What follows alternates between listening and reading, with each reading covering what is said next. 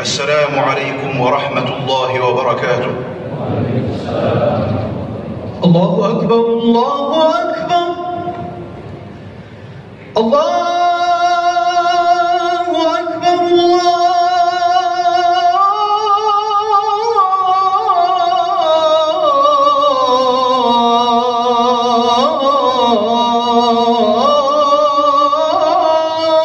أكبر. أشهد أن لا إله إلا الله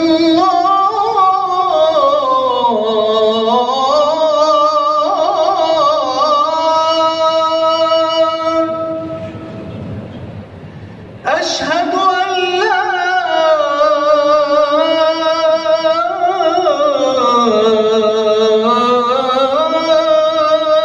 إله إلا الله.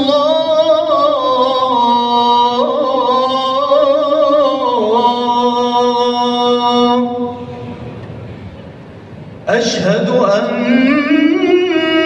محمدًا رسول الله.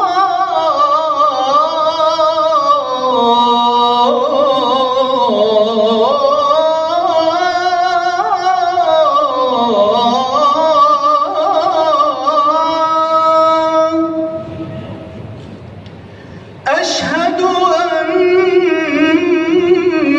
محمدًا رسول الله.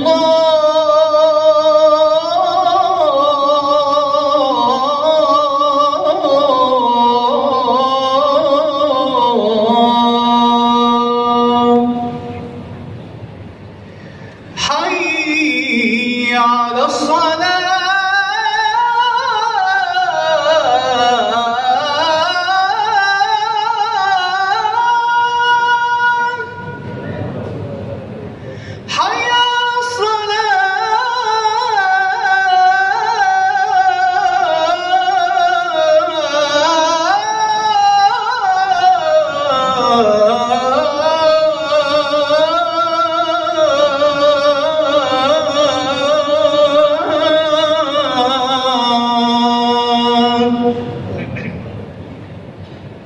حي على الفلاح.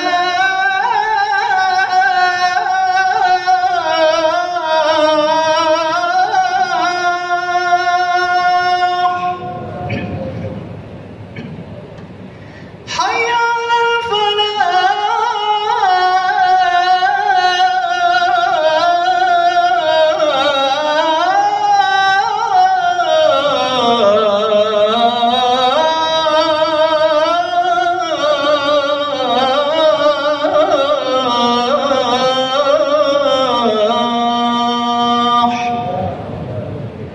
الله أكبر الله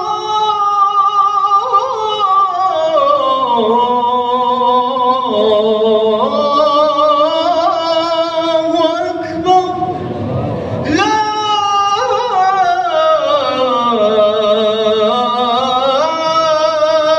إله إلا الله.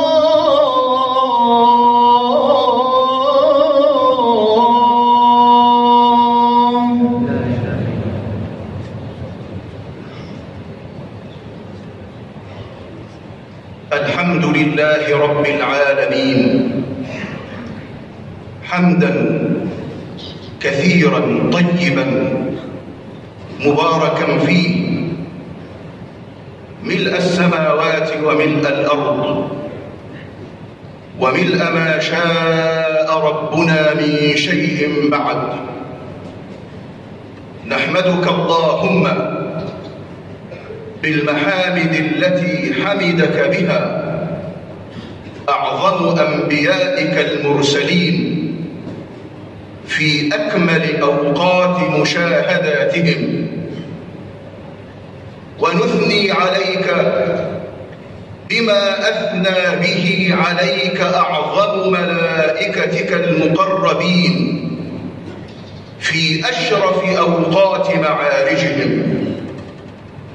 سبحانك لا نحصي ثناء عليك، أنت كما أثنيت على نفسك، فنحمدك اللهم بالمحامد اللائقة بعظمة ربوبيتك وكمال ألوهيتك،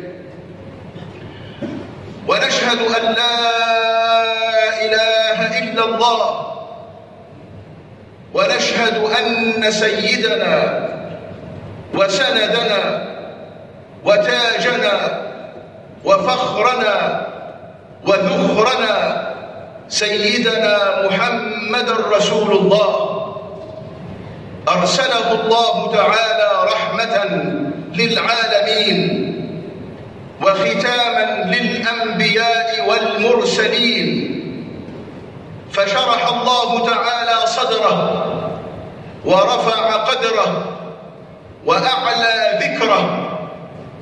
اللهم صل وسلم وبارك على عبدك ونبيك وحبيبك وصفيك سيدنا وإمامنا وبهجة قلوبنا وقرة أعيننا وتاج رؤوسنا سيدنا ومولانا محمد وعلى آله وصحبه وسلم تسليما كثيرا. يا أيها الذين آمنوا اتقوا الله حق تقاته ولا تموتن إلا وأنتم مسلمون.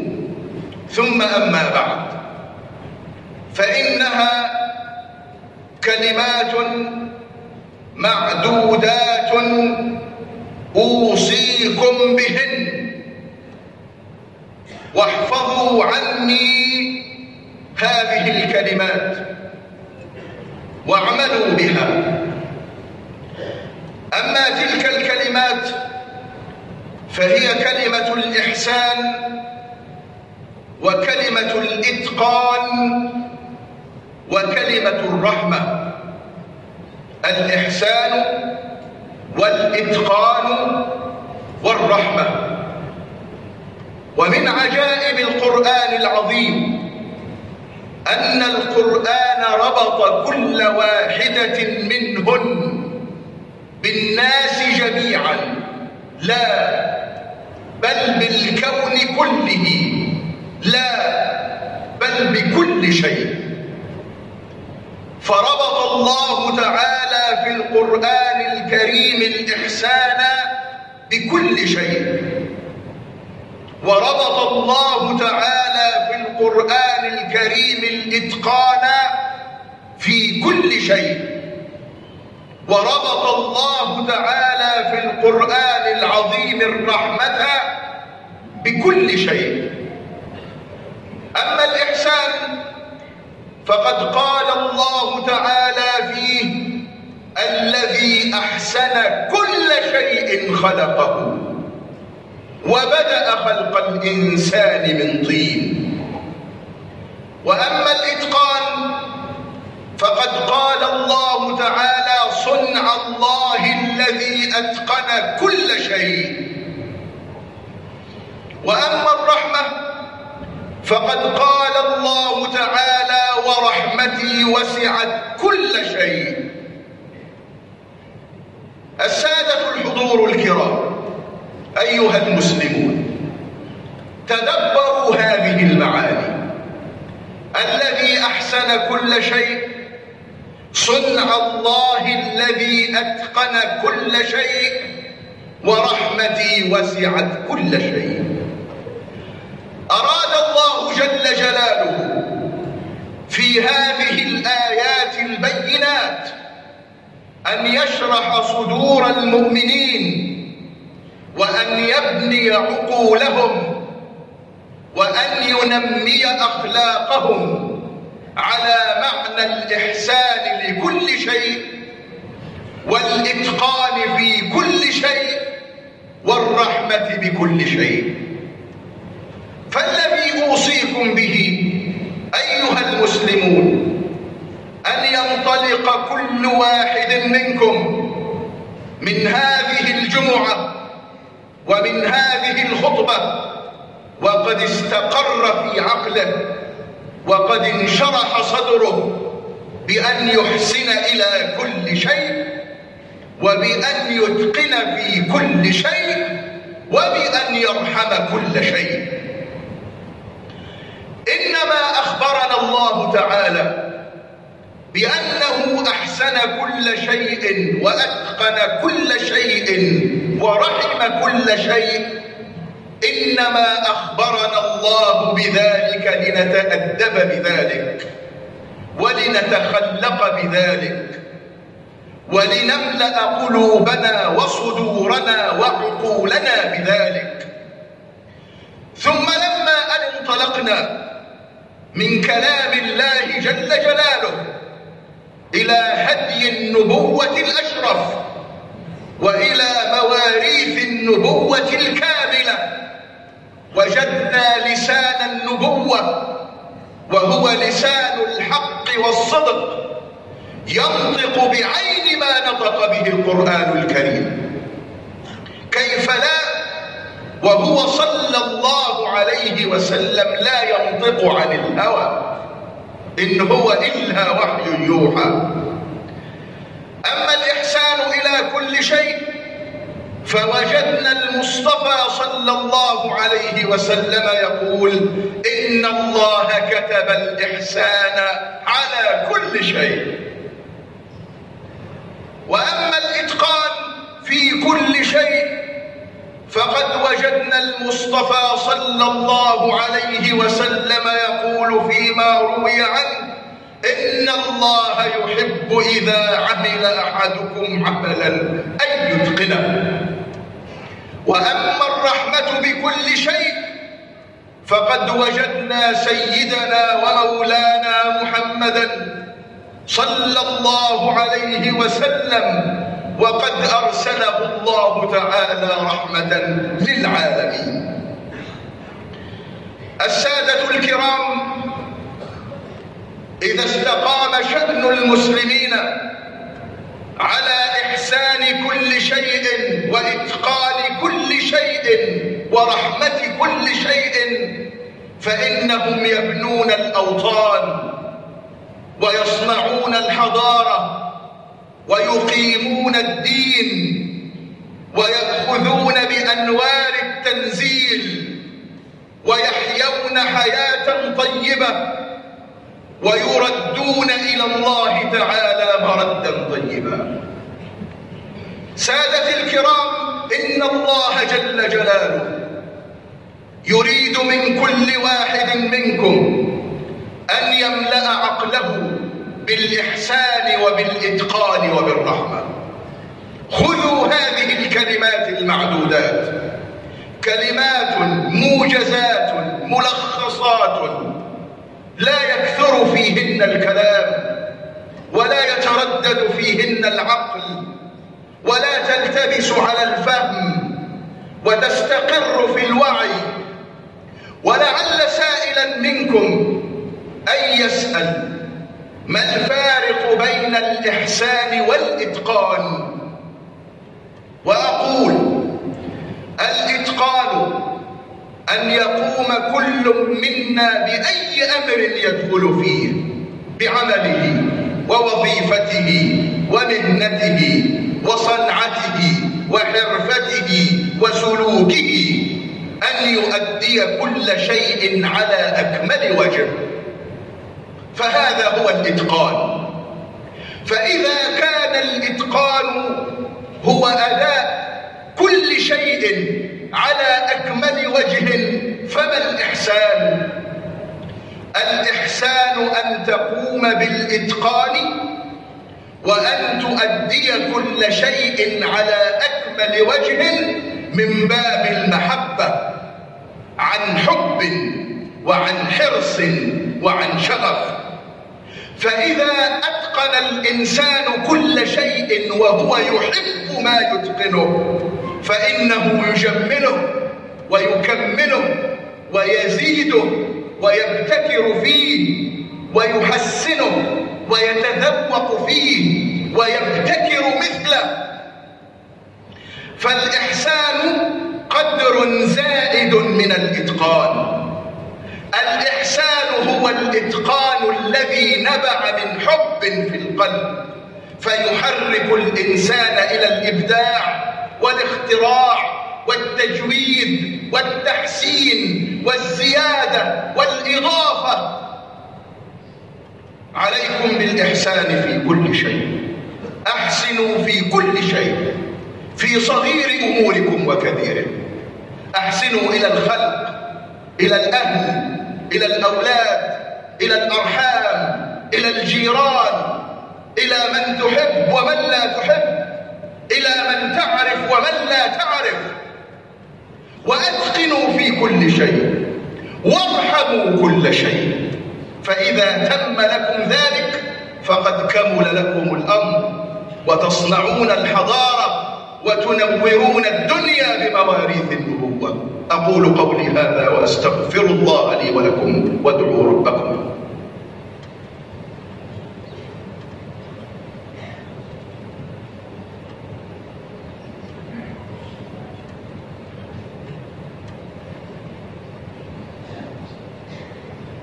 الحمد لله رب العالمين حمدا كثيرا طيبا مباركا فيه. نحمدك اللهم على نعمك التي لا تحصى وآلائك التي لا تستقصى، وأشهد أن لا إله إلا الله وحده لا شريك له، وأشهد أن سيدنا محمدا عبده ورسوله.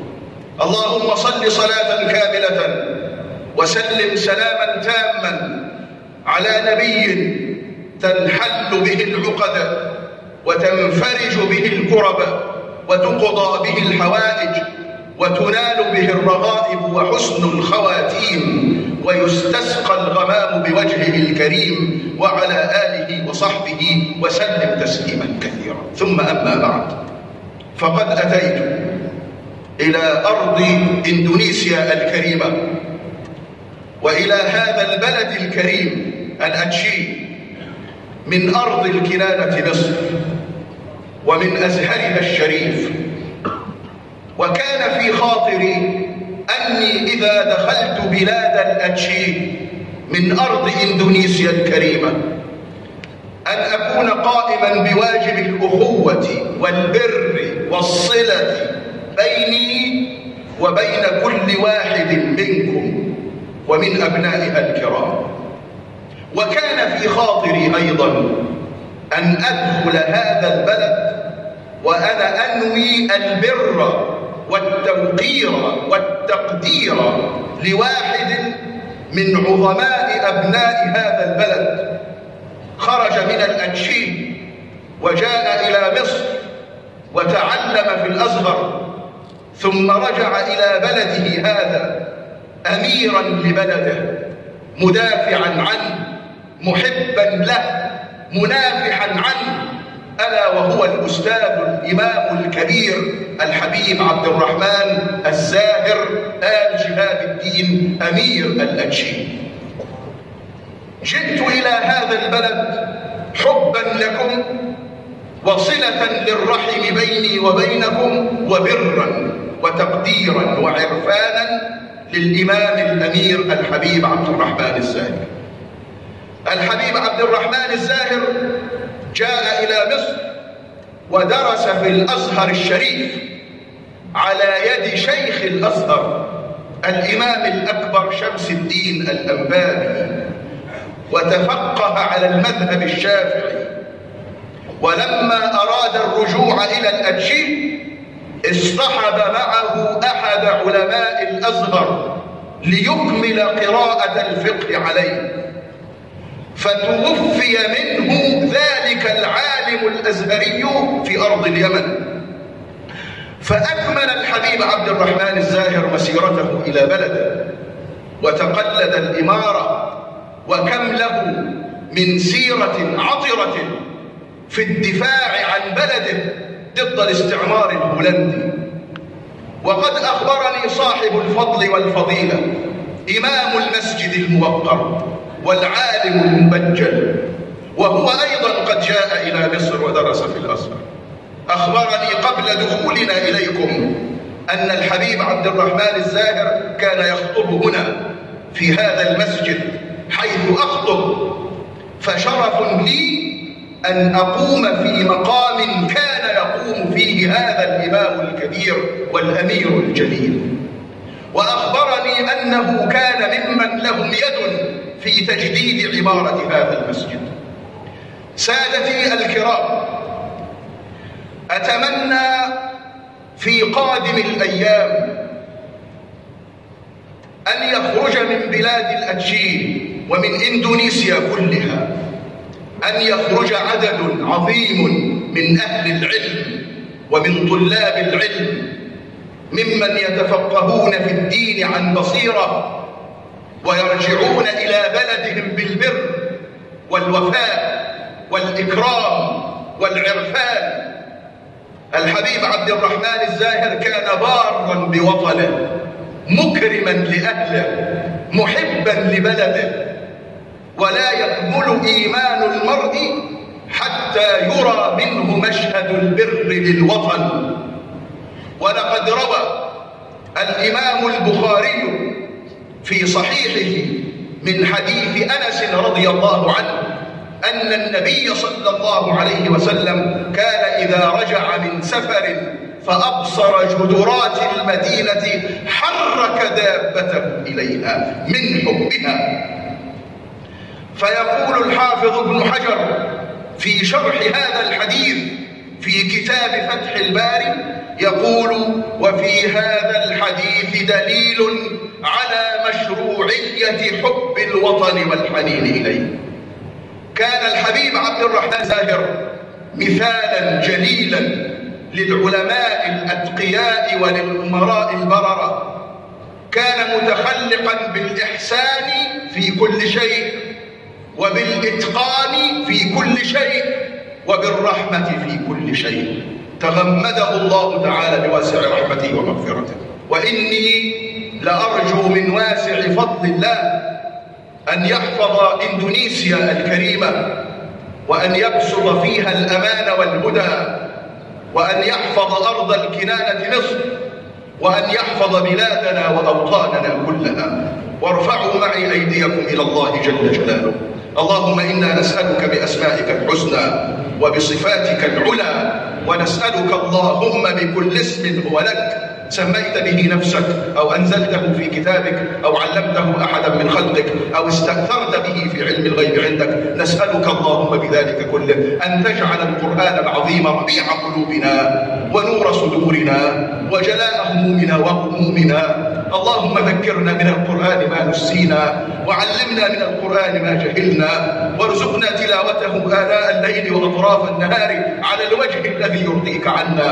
اللهم إنا نسألك حبك وحب من يحبك وحب كل عمل يقربنا إلى حبك، واجعل حبك أحب إلينا من الماء البارد على الظمأ. اللهم آت نفوسنا تقواها وزكها أنت خير من زكاها، أنت وليها ومولاها. رب واسلك بنا سبيل رجال سلكوا في التقى طريقا سويا، واهدنا ربنا لما قد هديت السادة العارفين أهل المزية، واجمع الشمل في سرور ونور وابتهاج بالطلعة الهاشمية، واجعل العلم مقتدانا بحكم الذوق في فهم سر معنى المعية. اللهم ابسط في أرض إندونيسيا وفي أرض الكنانة مصر، ابسط في بلادنا كلها بساط الأمان والهدى والعافية والنور والحكمة والسداد والبصيرة، وبارك في أرزاق أبناء هذا البلد، وجمل أخلاقهم، واجمع شملهم على الهدى. اللهم بلغ بنا دينك، وعلمنا مرادك من كتابك، وارزقنا الأدب معك، وافتح لنا فتوح العارفين بك، وخذ بأيدينا إليك أخذ الكرام عليك، وأقمنا في مقام الوراثة المحمدية الكاملة مع كمال اللطف والعافية. وافعل يا مولانا مثل ذلك بآبائنا وأمهاتنا وأرحامنا وأقاربنا وذرياتنا ومشايخنا ومن أوصانا ومن له حق علينا. وصلى الله على سيدنا محمد في الأولين وفي الآخرين وفي الملأ الأعلى إلى يوم الدين. وآخر دعوانا أن الحمد لله رب العالمين، وأعتذر عن الإطالة على حضراتكم، وأقم الصلاة. الله أكبر الله أكبر أشهد أن لا إله إلا الله أشهد أن محمدا رسول الله حي على الصلاة حي على الفلاح قد قامت الصلاة قد قامت الصلاة الله أكبر الله أكبر لا إله إلا الله.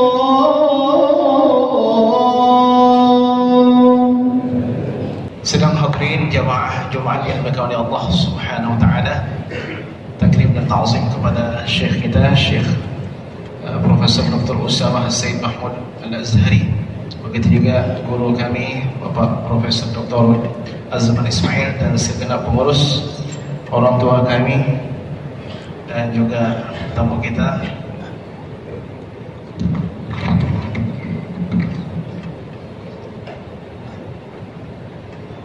Dalam kesempatan yang mulia ini, saya ingin menyampaikan beberapa ringkasan dari khutbah yang sangat menarik yang disampaikan oleh Syekh, singkat padat tapi luar biasa. Tapi sebelumnya mungkin banyak kita yang belum mengenal beliau yang bernama Profesor Dr. Usama Said Mahmud Muhammad Al-Azhari, salah seorang ulama besar di Al-Azhar. Kalau kami di Mesir itu setiap kali bertemu dengan beliau mencari sanad keilmuan, karena sanad-sanad dunia berkumpul ada sama beliau. Misalnya Syekh Muhammad Alwi Al-Maliki, sanad ada sama beliau. Dan Syekh Muhammad Yasin Al-Fadani ada sama beliau. Jadi sanad dunia, beliau pergi ke timur dan ke barat, ke utara dan ke selatan untuk mengambil sanad-sanad keilmuan tersebut.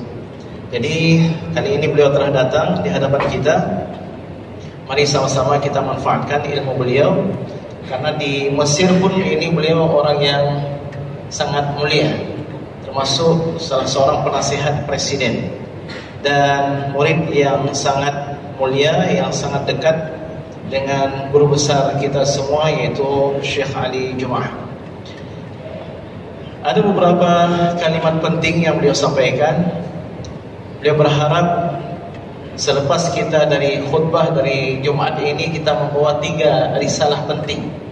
3 risalah ini dalam 3 kata yang sangat singkat.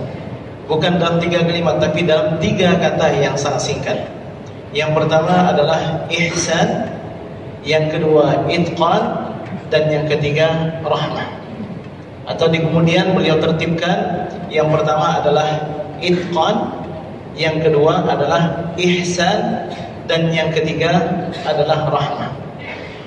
Semua ini kalau kita perhatikan dalam Al-Quran dan dalam hadis, itu dikaitkan dengan semuanya, dengan manusia dan bahkan dengan seluruhnya. Dalam Al-Quran Allah Subhanahu wa ta'ala tentang itqan, Allah berfirman, sun'allahi alladhi atqana kulla syai'. Ciptaan Allah yang sangat itqan dalam segala sisi. Dalam ihsan beliau menyampaikan sebuah ayat, firman Allah Subhanahu wa taala, alladzi ahsana kulla syai'in khalaqah, yaitu Allah yang telah berbuat ihsan pada semua yang telah Allah ciptakan. Tentang rahmah, Allah Subhanahu wa taala juga berfirman, wa rahmati wasi'at kulla syai', dan rahmatku meluas, mencakup kepada segala sesuatu. Dalam panduan Nabi SAW juga demikian. Dalam ihsan, Rasulullah SAW bersabda, Inna Allah katabal ihsan ala kulli syai'. Allah telah mewajibkan untuk berbuat baik pada semuanya. Beliau berpesan agar kita berbuat ihsan. Ihsan itu artinya berbuat baik kepada siapapun juga, yang kecil, yang besar, yang tua, yang muda, keluarga kita, masyarakat kita, orang yang kita cintai, dan juga mungkin orang yang memusuhi kita. Hendaknya tetap kita berbuat ihsan. Dalam masalah itqan, sabda Rasulullah SAW, Inna Allah yuhibbu idza amila ahadukum ayyutqinah. Allah itu sangat cinta ketika seseorang melakukan sesuatu agar yang dia lakukan itu dengan itqan. Tentang rahmat, Rasulullah SAW diutus oleh Allah Subhanahu Wa Taala untuk menjadi rahmatan lil alamin. Lalu pertanyaannya, apa itu ihsan? Apa itu itqan? Dan apa itu rahmah? Itqan, kalau kita lihat ke kamus mungkin artinya profesional, mantap, bagus.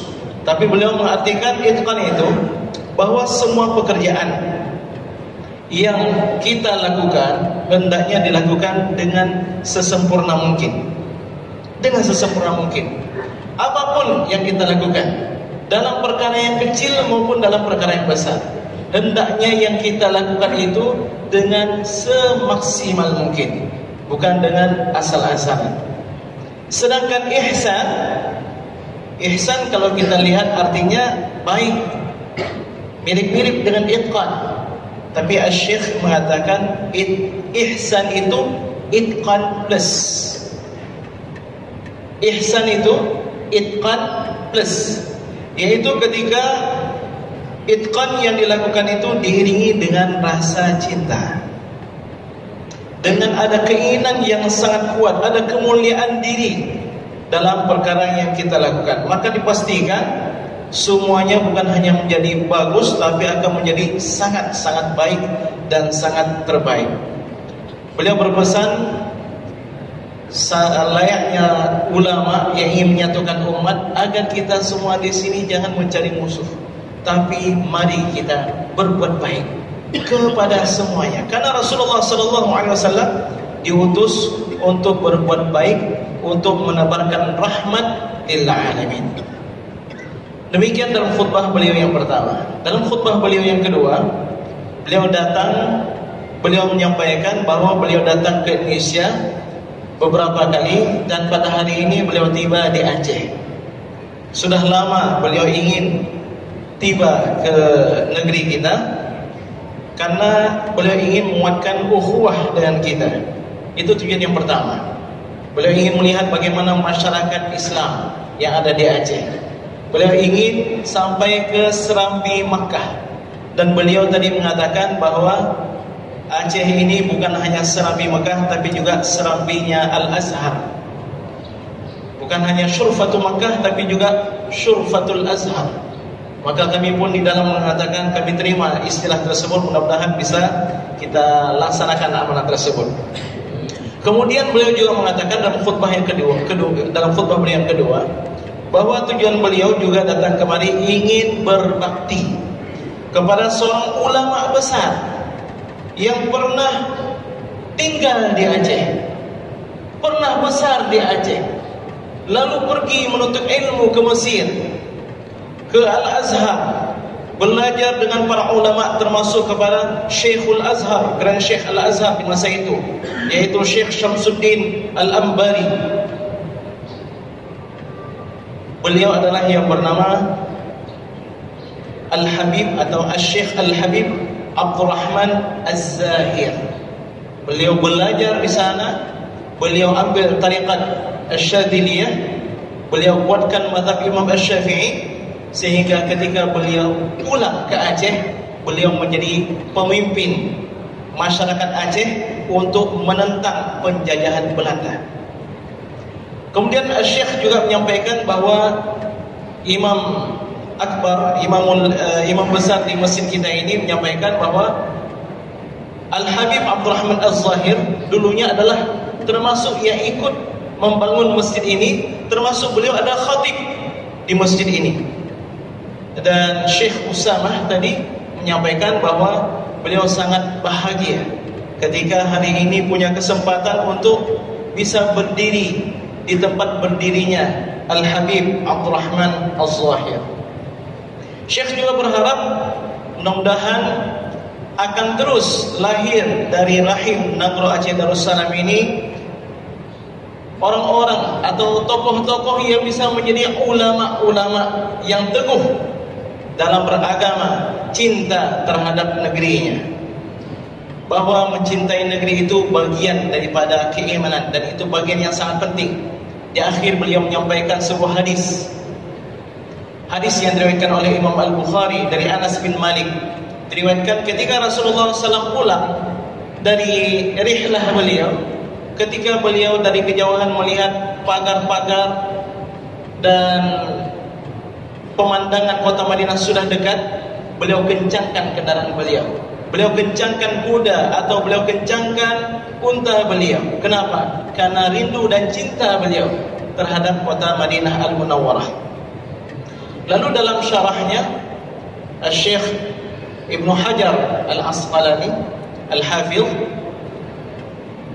beliau mengambil sebuah istidlal dari hadis tersebut bahwa ini dalil pentingnya mencintai negeri. Maka kita sebagai orang Aceh harus cinta terhadap Aceh. Kita orang Indonesia harus cinta terhadap Indonesia. Jangan menjelek-jelekkan negeri kita. Apa yang bisa kita lakukan, lakukan. Perbaikan yang bisa kita lakukan, lakukan. Tapi negeri kita tetap kita junjung tinggi nama dan kemuliaannya. Demikian pesan dari beliau. Mudah-mudahan tidak mengurangi dari makna-makna yang terdapat dalam khutbah Syekh. Jazakallahu khairan. Barakallahu fikum. Cukup demikian. Barakallahu fikum. Mudah-mudahan kita bisa mengikuti kajian dengan Syekh nanti malam di masjid ini selepas salat Isya. Ada kajian tastafi, ada majlis hadis arba'in. Kita akan mengambil sanad dari Syekh. Ya, kami datang dari Langsa kemarin untuk mendapatkan sanad kembali dari Syekh. Maka kita yang sudah di Banda Aceh ini jangan ketinggalan untuk mengambil sanad dari Syekh. Baik, jazakumullahu khairan. Assalamualaikum warahmatullahi wabarakatuh. Waalaikumsalam.